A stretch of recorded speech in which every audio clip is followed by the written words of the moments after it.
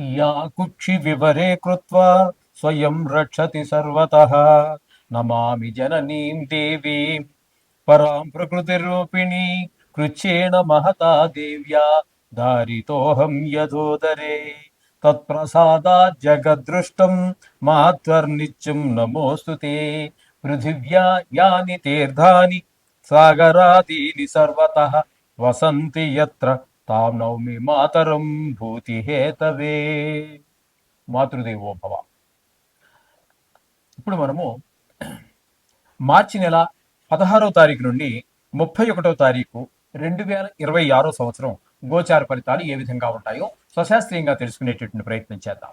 వృషభ రాశి వారికి మార్చి నెల 2026 సంవత్సరం 16వ తారీఖు నుండి 31వ తారీఖు వరకు గోచార ఫలితాలు ఏ విధంగా ఉంటాయో తెలుసుకునే ప్రయత్నం చేద్దాం. ఈ వృషభ రాశి వారికి ద్వితీయ స్థానంలో గురు యొక్క సంచారం జరుగుతుంది. ద్వితీయ స్థానంలో గురు యొక్క సంచారం చాలా మంచి ఫలితాలు ఇస్తుంది. దీన్ని ధనస్థానం అంటారు, వాక్కు స్థానం అంటారు, కుటుంబ స్థానం అంటారు, నేత్రస్థానం అని కూడా అంటారు. కాబట్టి ధనానికి లోటు ఉండదు, మాట చాలా మంచిగా ఉంటుంది, కుటుంబం కూడా చాలా ఆహ్లాదకరంగా ఉంటుంది. అలాగే కంటికి సంబంధించినటువంటి వ్యాధులు ఉన్న వారికి చాలా ఉపశమనం కూడా కలిగే అవకాశం ఈ ద్వితీయ స్థానంలో గురు సంచారం వల్ల జరుగుతుంది. అలాగే చతుర్థ స్థానంలో కేతు గ్రహ సంచారం జరుగుతుంది. ఇది మాత్రం అంత మంచిది కాదు. చతుర్థ స్థానం అనేటటువంటిది తల్లిగారికి సంబంధించినటువంటి ఆరోగ్య విషయాలను సృష్టిస్తూ ఉంటుంది. అలాగే విద్య, భూమి, గృహము, వాహనములు, మన స్వభావం ఇట్లాంటి విషయాలన్నింటినీ మనకు తెలియజేస్తూ ఉంటుంది. కాబట్టి ఇక్కడ తల్లిగారి ఆరోగ్య విషయంలో కొంచెం ప్రత్యేకమైన శ్రద్ధ తీసుకోండి. అలాగే పిల్లల్ని లేదా మీరే కనుక విద్యార్థి అయి ఉన్నట్టయితే విద్య విషయంలో కొంచెం అశ్రద్ధ వహించకుండా కొంచెం ఎక్కువ శ్రద్ధ తీసుకుంటే తగిన ఫలితం పొందగలుగుతారు. అలాగే భూమి, గృహము, వాహనాలు ఇట్లాంటివి అమ్మేటటువంటి వాళ్ళు లేదా కొనేటటువంటి వాళ్ళు కూడా అనుకూలమైన ఫలితాలు అయితే పొందజాలరు. ముఖ్యంగా ఇవి అమ్మటం, కొనటం జరిగేటట్టు కొంచెం ఎక్కువగా కొంతమంది ఓన్గా అమ్ముకుంటారు అనుకోండి, అది వేరే విషయం. కానీ ఎక్కువ మంది దీనికి ఈ రియల్ ఎస్టేట్ వ్యాపారులు ముందుంటారు. కాబట్టి వారికి అంత అనుకూలమైన కాలం కాదు ఈ 15 రోజులు కూడా, ఈ కేతు గ్రహం చతుర్థ స్థానంలో ఉన్న కారణంగా. అట్లనే ఇక్కడ దశమ స్థానంలో రాహు, బుధ, కుజ 3 గ్రహాల యొక్క సంచారం జరుగుతున్నది. ఇక్కడ ఈ దశమ స్థానం అనేటటువంటిది వృత్తికి సంబంధించినటువంటి విషయం. ఆ స్థానంలో రాహు ఉండటం అనేటటువంటిది అంత మంచి ఫలితములను ఇవ్వజాలదు. ఎందుకంటే ఏదో ఒక రకమైనటువంటి ఇబ్బంది, వృత్తిపరమైనటువంటి ఇబ్బంది కలగజేస్తూ ఉంటుంది. అలాగే వ్యాపారం చేసుకునే వాళ్ళు ఉంటారు, ఏదో వృత్తి చేసుకునే వాళ్ళు ఉంటారు. అలాగే వాళ్ళకి అనుకూలమైనటువంటి ఫలితాలు రావు. అలాగే బుధుడు 10వ స్థానంలో ఆయన వృత్తి కారకుడైనటువంటి వాడు కూడా ఆయన. కాబట్టి ఆయన దశమ స్థానంలో యోగిస్తాడు. ఇక్కడ ఉన్నటువంటి 3 గ్రహాలు ఉన్నాయి, రాహు, బుధుడు, కుజుడును.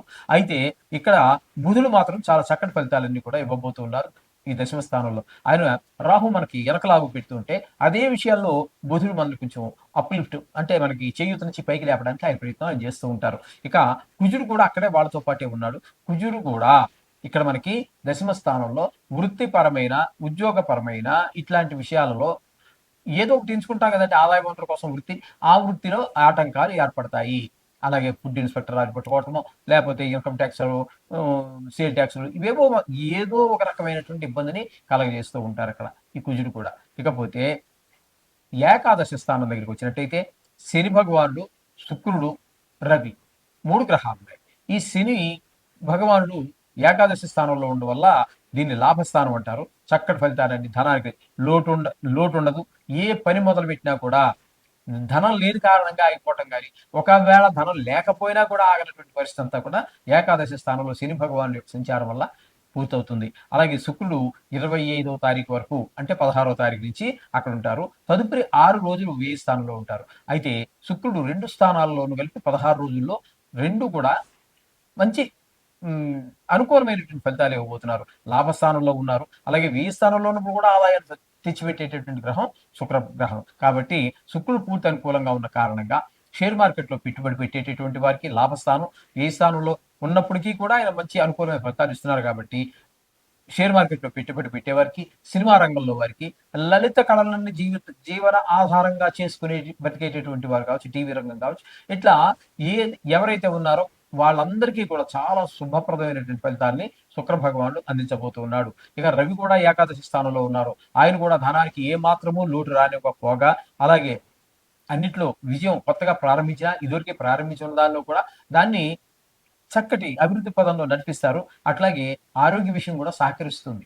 ఇప్పుడు అన్ని అనుకూలించిన ఆరోగ్యం లేదనుకోండి, ఏం చేయాలి? ఇంటి దగ్గర ముసుకేసుకుని పడుకోవాలి. అంచేత రవి ఇక్కడ మనకి దశమ స్థానంలో ఉండటం అనేటటువంటిది ఆరోగ్యపరం ఈ ఏకాదశి స్థానంలో ఉన్న కారణంగా ఆయన మనకి చాలా చక్కటి ఫలితాలతో పాటు ఆరోగ్యాన్ని కూడా ఇస్తున్నారు. కాబట్టి ఆరోగ్యం బాగుంటే 2 పనులు చేసే దగ్గర 4 పనులు చేయగలుగుతాము ఆరోగ్యం ఉండడం. ఈ విధమైనటువంటి ఫలితాలన్నీ కూడా మనం ఈ వృషభ రాశి వారికి చెప్పుకోవాలి. మొత్తంగా కనుక మనం తీసుకున్నట్టయితే ఈ వృషభ రాశి వారికి గురువు పూర్తి అనుకూలంగా ఉన్నారు. అలాగే ఇక్కడ మనకి బుధుడు అనుకూలంగా ఉన్నారు. శని భగవానుడు, శుక్రుడు, రవి అంటే 5 గ్రహాల యొక్క పూర్తి అనుకూలత మనకి ఇక్కడ స్పష్టంగా గోచరిస్తూ ఉన్నది. కాబట్టి మేషరాశి వారి కంటే కూడా చాలా బాగుందని చెప్పవచ్చు. 3 గ్రహాలు కొంచెం ప్రతికూలంగా ఉన్నాయి. అయినప్పటికీ ప్రత్యేకం మనం చెప్పుకుంటున్నాం కదండి. అట్లాగే నవగ్రహాలకు సంబంధించినటువంటి ఏ ఆ బీజాక్షరాలు కానివ్వండి, శ్లోకాలు కానివ్వండి, ప్రకాశక మంత్రాలు అంటే వేద మంత్రాలు అవి వచ్చిన వారు చదువుకోవచ్చు. లేని వారైతే మామూలు ఈ శ్లోకాలు, బీజాక్షరాలు చదువుకోవచ్చు.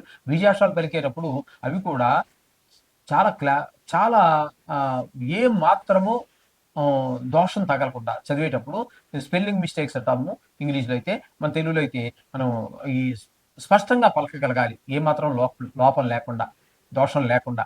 కాబట్టి అవి చాలా జాగ్రత్తగా చదవగలిగితే అవి కూడా మనకి వేద మంత్రాలు ఇచ్చినంత ఫలితాన్ని పూర్తిగా ఇస్తాయి. అందులో ఏమాత్రం సంశయం లేదు. కాబట్టి ఈ విధమైనటువంటి ఫలితాలన్నీ కూడా మనకి వస్తూ ఉన్నాయి. కాబట్టి నవగ్రహాల మంత్రాలు, బీజాక్షరాలు ఏవో చదువుకోండి.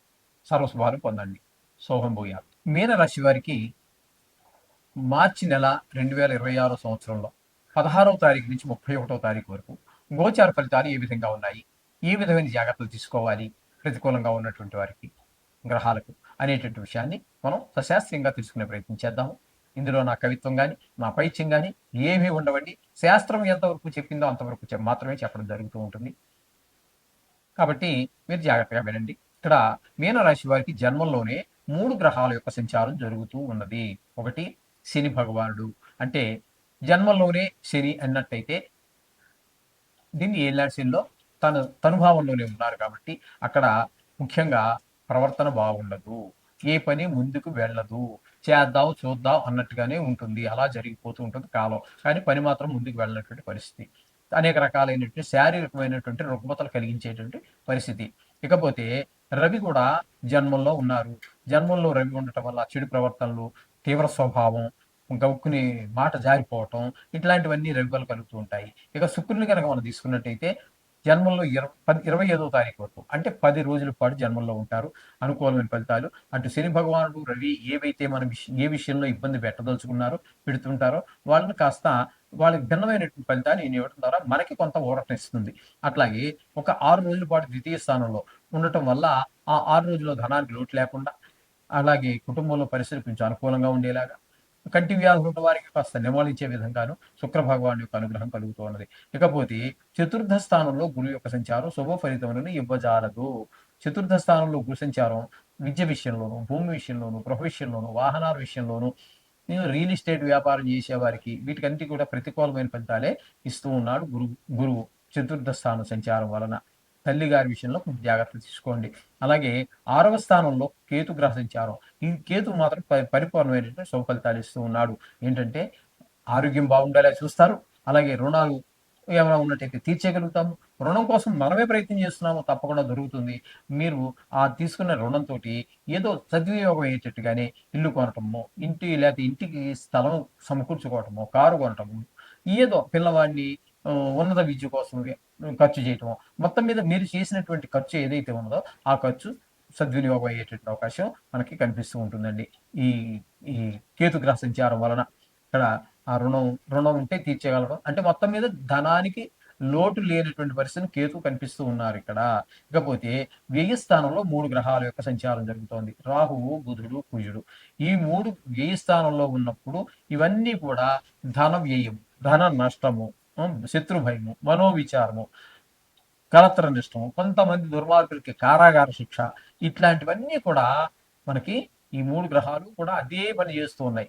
కాబట్టి ఈ చెడు పనులు చేసిన వంటి వాళ్ళు ఎవరైతే ఉన్నారో వాళ్ళనే కాదండి, మామూలుగా చెడు పని చేయకపోయినా కూడా ఈ ధనం విషయంలో ధన వ్యయము, ధన నష్టము 2 వేరండి. ధనం ఏమంటే మీరు ఖర్చు పెట్టుకున్నారు, దానికి అంత బాధ ఉండదు.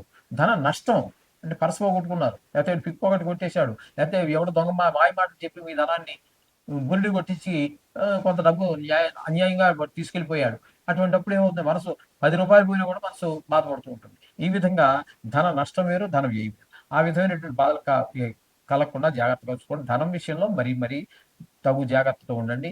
ఎక్కడా మీరు వాళ్ళకి హామీ, వీడు నా చిన్నప్పటి నుంచి నాతో చదువుకున్నాడు, లేకపోతే నాతో పాటు 5 ఏళ్ళు ఉద్యోగం చేశాడు, ఇటువంటివేమి మనసులో పెట్టుకోవద్దని ఎవరికి మీరు హామీలు అవి ఉండవద్దు. అట్లాంటివి చేస్తే ఆయన హ్యాపీగానే ఉంటాడు. మీరు ఎవరి కోసమైతే మీరు హామీ తీసుకున్నారో ఆయన హ్యాపీగా ఉంటాడు. మీరు మాత్రం మునిగిపోవడం గ్యారంటీ. కాబట్టి అటువంటి హామీలు ఎవ్వరికీ ఉండవద్దు. అర్థమైంది కదండి. ఈ విధంగా ఉండాలి. తగు జాగ్రత్తలు తీసుకుంటూనే మొత్తంగా మనం చెప్పాలి అన్నట్టయితే ఇందులో మీకు అనుకూలమైనటువంటి గ్రహం ఒక్క శుక్రుడు ప్లస్ కేతు 2 గ్రహాల యొక్క అనుకూలత ఉంది. మిగతా గ్రహాలన్నీ కూడా కొంచెం ప్రతికూలంగానే ఉన్న కారణంగా మీరు తప్పకుండా నవగ్రహాలకు సంబంధించినటువంటి శ్లోకాలు, బీజాక్షరాలు, లేతే మీకు రోజు వెళ్ళేటటువంటి దగ్గరలో ఉన్న గుడిలో నవగ్రహాలు వెళ్ళే అలవాటు ఉంటుంది. కొంతమందికి స్నానం చేసి ఇంటి దగ్గర పూజ చేసేసుకుంటారు.